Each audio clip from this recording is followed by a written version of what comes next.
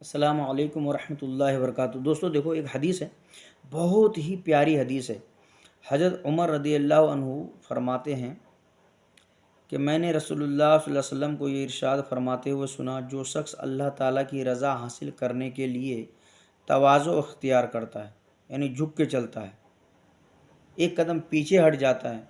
اڑتا نہیں ہے، وہ اپنے سینے کو تانتا نہیں ہے، بات بات پہ لڑنے کے لیے جھگڑنے کے لیے کھڑے نہیں ہو جاتا،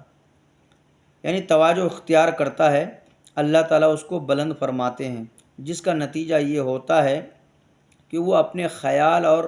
اپنی نگاہ میں تو چھوٹا ہوتا ہے، لیکن لوگوں کی نگاہ میں اونچا ہوتا ہے۔ صحیح بات تو یہ دیکھیے پھر سے ایک بار سنتے ہیں کہ اللہ کے نبی صلی اللہ علیہ وسلم کا ارشاد فرماتے ہوئے سنا، جو شخص اللہ تعالیٰ کی رضا حاصل کرنے کے لیے کوئی بھی آدمی عمل کرتا ہے، کسی نہ کسی کو خوش کرنے کے لیے کرتا ہے،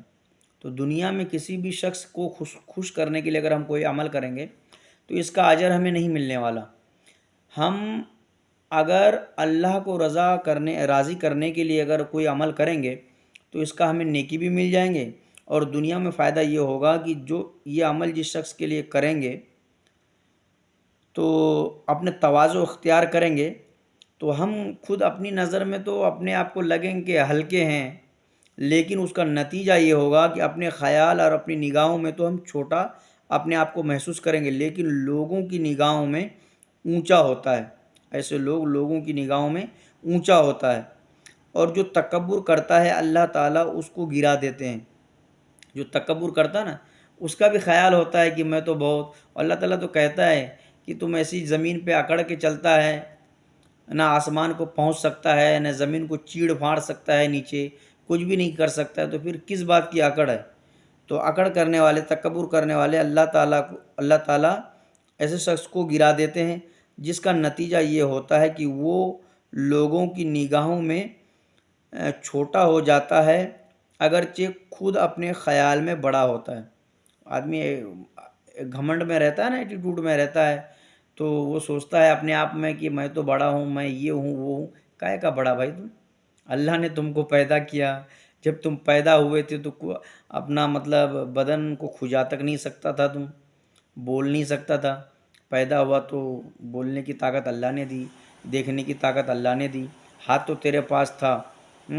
پیر تو تیرے پاس تھا، تو پیر سے چل نہیں سکتا تھا، زبان سے بول نہیں سکتا تھا،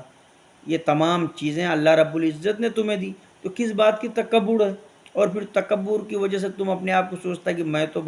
بڑا، لیکن لوگوں کی نظر میں گر جاتا ہے۔ تو لوگوں اپنے خیال میں بڑا ہوتا ہے، لیکن دوسروں کی نظروں میں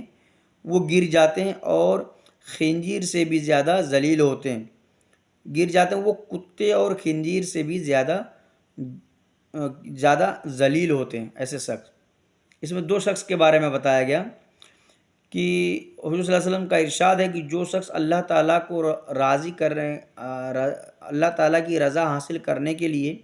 تواضع اختیار کرتا ہے، اللہ تعالیٰ اس کو بلند فرماتے ہیں، اللہ تعالیٰ اس کو بلند کرتے ہیں،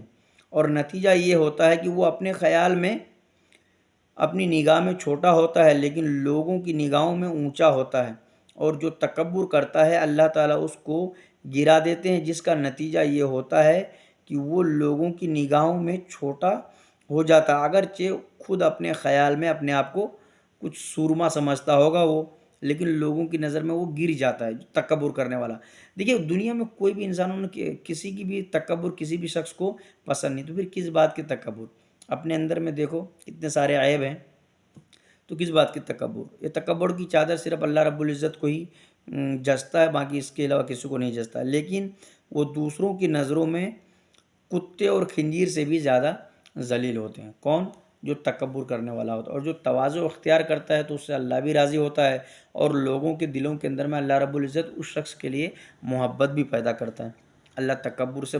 بچائے اور تواضع اختیار کرنے کی توفیق عطا فرمائے۔ اللہ عمل کی توفیق عطا فرمائے۔